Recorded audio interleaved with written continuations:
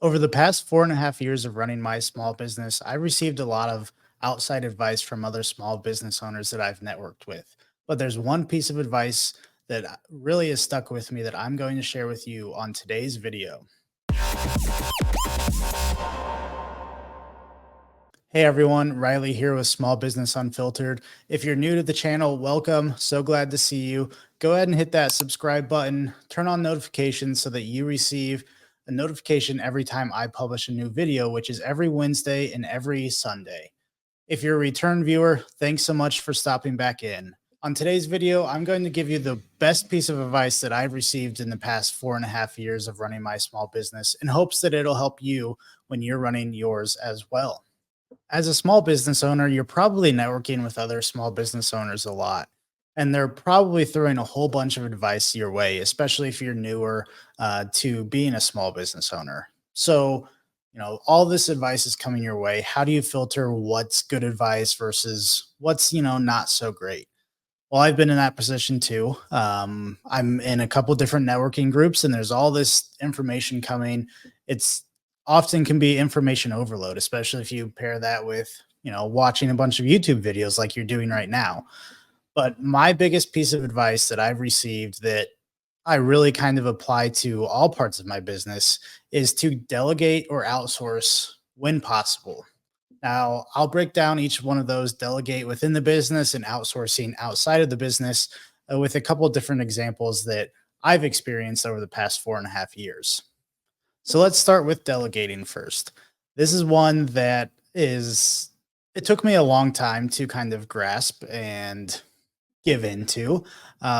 When I started the business, it was just myself. I was 100% responsible for everything, posting social media, invoicing clients, doing everything on the back end of the business, but also on the front end of the business, working with clients. So when I expanded, brought on Kaylee as my business partner and brought on Hannah as our account manager, it was hard for me to kind of give up some of that responsibility. I still felt that I needed to be doing everything because I was the owner, and it's just my job to do everything that I had been doing previously.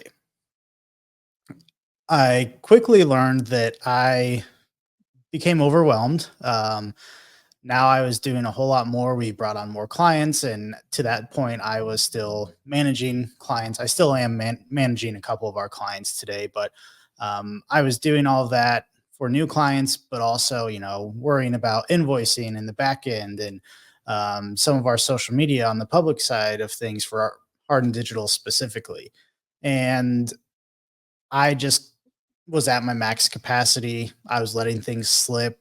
I talk about a previous in a previous video linked up above here, where we were doing website builds, and I would fall behind schedule just because I was so busy with everything else. And I got to the point that I realized, hey, this probably isn't good for the business that I'm letting things fall behind and get off schedule. Um, but it was just hard to kind of give up some of that responsibility that I've had for the past several years. So the biggest time consumer in terms of my daily work, or, the projects that I was working on, was definitely our website builds. And those are the things that often get behind schedule. And the social media side of things, that's a little more day to day. So it's stuff that I had to keep up with, or, we send analytics reports at the end of each month. So it would be pretty obvious if I let those slip behind. And, I don't want our clients' social media to fall off. So I would make sure that I prioritize getting post up for the clients that I was managing. Well, doing that plus sending invoices and making sure everything in QuickBooks is up to date. The websites, if I would go a couple days without working on them, that couple days would turn into a week. And then, things just kind of got behind schedule because I was too busy. So my solution was to go to Kaylee and say, hey, can you help me out? Kaylee does a lot of project based projects. That's a terrible way to explain it, but she designs a lot of magazines that are, once a quarter or once every other month, things like that. So her workload is kind of in a pattern where she has, not saying like she just goes a month without working by any means, but she definitely has smaller workloads in certain stretches of the year. So she has a little bit more flexibility to do some of these website builds, and she's done several of them with me before in the past. So it's not like I was handing this off to somebody who had never done websites before. I wouldn't do that. I had all the faith in her to build these websites. So I said, "Hey, I'm struggling to keep up. Is this something that you'd be willing to take the lead on now?" I still do a lot of the front end work of communicating with clients, making sure the invoice is paid, getting some of the stuff, the pre-build information taken care of. But in terms of actually building out the websites, that's all Kaylee now for the most part. I'll still help when needed. If there's anything that she needs help with or just wants me to look over it, absolutely I'll do that. But more of the in-depth project or website build that was falling behind that took up a lot of my time has now shifted to Kaylee being able to do. As a result, Kaylee has gotten very busy. Just recently, it's deadline week for the past 2 or 3 weeks for a couple of her magazines. We're also working on wrapping up one website, starting two more right now. So, it was great. We shifted all this responsibility to her. Now she's kind of at that capacity. But the good thing is, once these magazine deadlines are done for her, she'll have a little bit more open time, fingers crossed, to do some of this. So delegating that work for me has been a big help. It's freed up a lot of the time that I was spending. One, it was stressing me out, which is not great. I know it's added some stress to Kaylee over the past couple of weeks, but these website projects were just very stressful for me because I would get done, doing everything I need to do for the day, social media wise, back end wise, and then I would still have these websites looming over me that I knew I needed to do, but it just kind of kept building and building and didn't want to do them because I was so stressed out or tired from doing everything else that I do during the day. So for me personally, as a business owner, being able to delegate that, pass that off to somebody else on my team has been a huge help, has freed me up. It's allowed me to do things like this. It's allowed me to network more. It's allowed me to focus on some of the other things for growing the business. Have had several sales meetings the past couple of weeks, just landed a new client today, like 20 minutes before recording this video. So celebrating for that. But it's just been one thing that has allowed me to focus on other aspects of the business. So that's great. Let's move on to outsourcing. Outsourcing tasks to somebody outside of your business is another great way to free up your time as a business owner. It's a little trickier. Obviously, when people think of outsourcing, it means paying somebody else to do the work.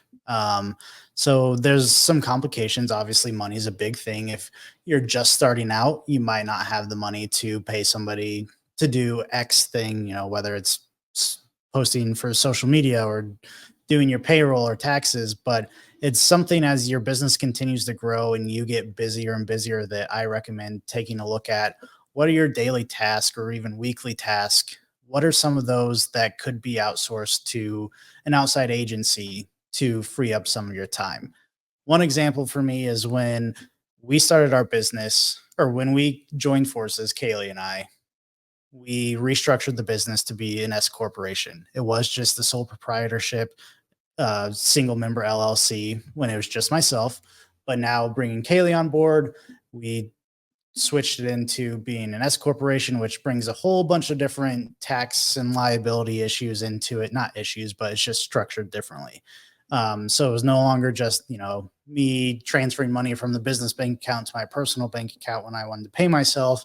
Now we had to do W-2s and all these extra paying payroll taxes and all this extra stuff that, again, if you've watched any of my videos, you know that I was not a business background individual when I started my business. So a lot of this stuff, again, just learning on the fly. So when we made that switch back in July of 2022, I was like, oh, I'll be able to handle payroll, handle taxes, submitting monthly state taxes and quarterly federal taxes for the business. No problem. Doesn't seem like that big of an issue. Well, I got about 2 or 3 months into it and I realized it was definitely a big issue because I had no idea what I was doing, didn't know how to make the calculations. I knew where to go to submit the payments and all the forms and all that stuff that you needed to do, which again, I'm not an expert in this. So if you're coming to me for that advice of how to do it, this is not the channel because as you'll learn, I outsourced that. I quickly realized I had no idea what I was doing and was falling behind, missed a couple payments. So I had to catch up on those, first of all. And then I started asking around for payroll companies that they would handle everything from, writing our biweekly checks or direct deposits to handling those monthly and quarterly tax payments as well. I found one. It's great. Paychecks. I'll put the link in the description below if you want to check them out. I'm not affiliated with them besides the fact that we use them, but I'm not making any money off of you checking them out. So check them out if you're a small business owner. They've been great with me, get back to me very quickly for any questions that I have. But now they handle all of our payroll. They automatically deduct all the taxes, make those payments to the IRS and to the state for us. They just handle everything that I was kind of very confused on and thought I knew how to do, but turns out I didn't. So that's one example that, we pay I think like $60 per pay period for them to do that. So in the grand scheme of thing, that's not very much at all, right? $120 ish a month, unless, there's three payrolls a month, but $60 a payroll for them to make sure that I'm compliant with all of the tax rules and all the payroll and doing all of that. They also process our W-2s and our 1099s for Hannah at the end of the year. So it's just nice to have somebody do that for us, one worry off of my back. And yeah, big time saver for me.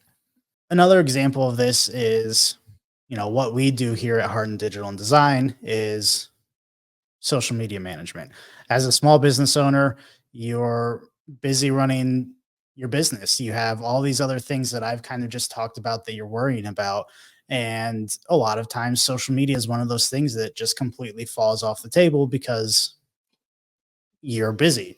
So outsourcing to somebody or to a business like us to run your social media, again, it's just, letting the people that know what they're doing, that have the dedicated time to be posting for you and knowing that they are getting that done so that you're public facing, the work that you're doing is getting out there to your followers and potential clients, potential customers. It's important to have. On the scale of getting payroll and taxes done and secured versus paying a company to do social media like ours, there's a big pay difference or a cost difference there, obviously, but it's hard to, especially just starting out, it's probably hard to afford our services as a small business owner. I understand that. I've been in that exact position before. I didn't have the flexible income or cash to pay a company to do our social media. It's a different scenario because I would never do that because that's what I do for a living. But you understand what I'm trying to say is it's a very tricky spot for startups, small business owners that don't have a lot of extra cash flow. But as your business continues to grow and your list of to-dos continues to grow, it's something that I highly recommend looking into. Social media is just one of those examples, but just marketing in general, any advertising you want to do, look to the professionals that have the dedicated time to do that for you so that you know it's getting done when it needs to be done and done correctly. So when it comes to outsourcing, really the main thing is just letting the experts do what they know how to do best. I think if you've listened or watched any of my videos, you'll know that I'm not an expert at running a business. I can manage and I've grown the business. Yes, but there's several things that I don't specifically know how to do, but I have learned that you have to let the experts do those things for you.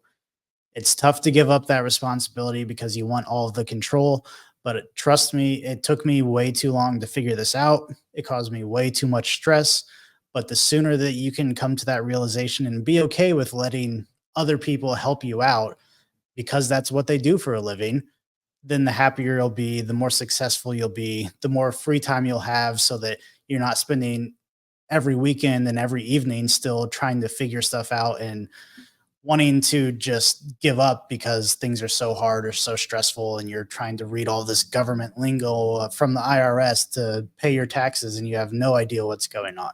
That's a position that I've been in before and it's not fun.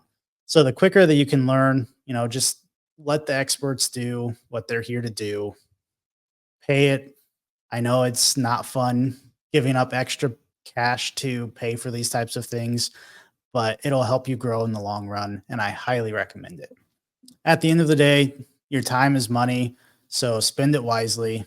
If you're wanting to grow, if you're wanting to be successful, it's just the natural course of being a small business owner is that you start out doing everything and then you gradually over time start passing those things off, whether it's delegating some of the projects or day-to-day stuff that you used to do to focus on bigger business goals or outsourcing things like payroll and taxes. It's just the natural progression of owning a business. So if you get all this advice thrown at you by all these other entrepreneurs, all these small business owners, all these people on TikTok that are going viral saying it's so easy to start a business and make 6, 7 figures a year. If I could give you one piece of advice, this would be it. So hopefully this is something that's been a benefit to you. Take this to heart because it really is my biggest tip to help you be a better small business owner, be less stressed, and help your business grow. So if this helped you, please hit that subscribe button, turn on notifications. I publish videos every Wednesday and every Sunday that will help you grow as a small business owner.